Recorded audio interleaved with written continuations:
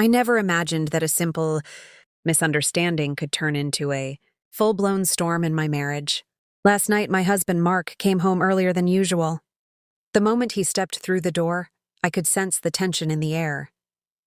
He looked at me with a stern expression and, without any small talk, said, "You need to sleep in the guest room tonight until you say sorry." I was taken aback, unsure what he meant.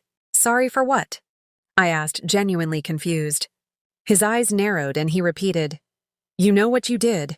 You owe me an apology." My heart started racing. I had no idea what he was accusing me of. But the tone in his voice was so serious that I felt guilty for even questioning him. I retreated to the guest room, feeling a mix of anger, hurt, and disbelief. Lying there, I tried to replay the day in my mind. Had I done something wrong? Did I forget an important event? Nothing came to mind. Yet Mark was clearly upset. The walls between us seemed heavier than ever, and I knew this wasn't just a casual disagreement. The night dragged on. I could hear him moving around in the main bedroom, occasionally muttering under his breath. I wanted to confront him, but I also realized that arguing would only make things worse. So I stayed quiet, reflecting on our relationship, the trust we had built, and how fragile it could feel in moments like these.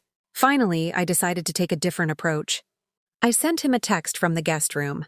"I'm here, but I don't know what I need to apologize for. Can we talk?" Within minutes, he responded with a single line, "Come to the kitchen." I walked cautiously, unsure if this was the calm before a storm or an opportunity for clarity.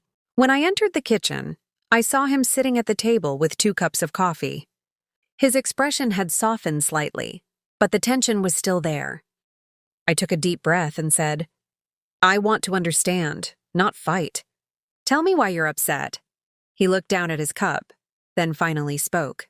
"I heard a rumor that you might be interested in someone else.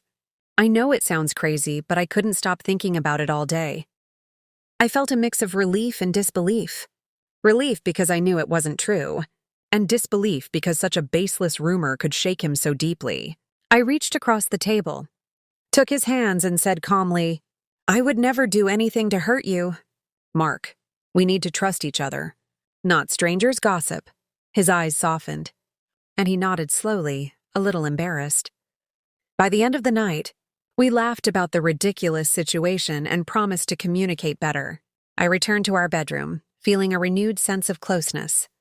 That night reminded me that trust and communication are far more powerful than anger or assumptions. And as I held him close, I realized that sometimes the right words can resolve what silence only makes worse.